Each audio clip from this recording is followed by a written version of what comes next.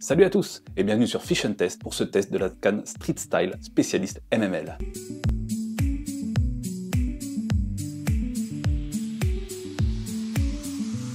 La mode du street fishing, lancée il y a une dizaine d'années, rencontre toujours autant de succès, à tel point que lorsque Savage Gear lance sa nouvelle gamme SG4 en 2022, elle y dédie une référence, la Street Style Specialist. J'ai choisi de tester le modèle 7 pieds 6 en MML pour toutes mes pêches urbaines du bord à la recherche du skimmer, ce fameux poisson mystère que ciblent les pêcheurs opportunistes, amateurs de suspense.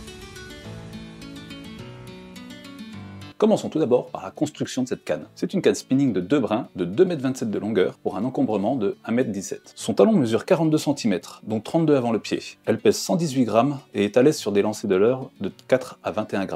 Et enfin, les deux éléments s'emboîtent grâce à un emmanchement Spigot et l'action de son blanc est fast. Passons maintenant aux caractéristiques du blanc. Il est en carbone 30 tot Toray de haut module. Il donne à cette canne une action fast relativement douce, sans pour autant tirer jusqu'au medium fast. Le poids est très raisonnable par rapport à la longueur de l'ensemble. Cela permet de garder précision et sensibilité pour les pêches fines, tout en conservant une réserve de puissance permettant de sortir de jolis poissons. Pour finir, l'emmanchement Spigot se fait discret dans la courbure et maintient correctement les deux brins ensemble. Regardons maintenant du côté des anneaux. La rampe d'anneaux est constituée de 10 anneaux de la marque Seaguide, 9 monopates et un anneau de tête. Si les anneaux monopates restent fragiles lors des manipulations et du transport, cela apporte un certain gain de poids sur l'ensemble. On manque d'informations sur les garnitures, bien que l'usage de tresse soit parfaitement adapté à ces derniers. Ensuite, nous pouvons nous pencher sur la poignée. La poignée est en mousse EVA teinte en vert kaki pour coller à l'esthétique générale de la canne. La forme droite au niveau du moulinet est ergonomique, mais il manque un contact direct avec le blanc pour favoriser la transmission des informations. La poignée est juste assez longue pour appuyer les lancers, avec 32 cm de levier pour 2,28 m de longueur. Le porte-moulinet Seaguide se fait discret et s'oublie même une fois fixé le moulinet. La vis reste ferme et maintient le tout en position correctement. Nous pouvons donc maintenant passer aux finitions. La gamme SG4 est marquée par un look vert kaki évoquant un style militaire, rappelant la qualité et la fiabilité. L'esthétique est du coup mis un peu de côté selon les goûts de chacun. On retrouve des gravures noires qui forment des petites zébrures de chaque côté des poignées EVA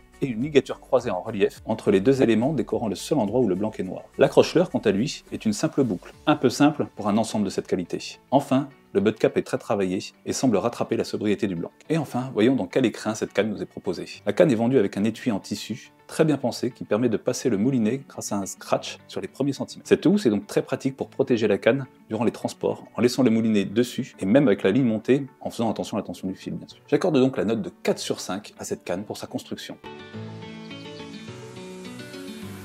Passons maintenant aux performances de cette canne. Pour évaluer les performances de la SG4 Street Style, je l'ai utilisée pour pêcher toutes les espèces pêchables du bord, de la perche au brochet en passant par le chevenne. Ainsi, j'ai lancé avec un large panel de leurre pour apprécier sa polyvalence et son confort. Durant ce test, je l'ai associé au moulinet SG4 de la même marque en taille 2500, monté en tresse de 10 centièmes avec un bas de ligne de 20 à 25 centièmes. Regardons donc d'abord ses performances de lancer. De ce côté, la longueur de cette canne permet d'atteindre les postes éloignés avec précision. On pourrait encore gagner quelques mètres en allongeant un peu le talon, mais elle s'est déjà montrée appréciable en conditions de pêche. J'ai constaté quelques nœuds dans les anneaux au lancer par fort vent ou lors des gelées. Le confort des lancers est tout de même là. La fourchette de confort de lancer se situe autour de 15 grammes. Venons ensuite au travail de la canne. Tout d'abord, pour les pêches au leurre souple, cette canne est assez sensible pour les pêches à gratter. Toutefois, pour le drop shot, il faut monter en grammage si l'on souhaite avoir une sensibilité satisfaisante. Ensuite, pour les pêches au leurre dur, la canne est nerveuse et précise et est tout à fait à l'aise pour animer les jerks, stickbait ou jig metal. Par contre, cette canne est un peu moins confortable pour ramener les cranks, spinners et autres leurres tirant un peu dans la canne. La puissance développée au ferrage est suffisante pour planter de gros hameçons comme les texans ou les têtes plombées sur des gueules dures comme celle du silure. Enfin,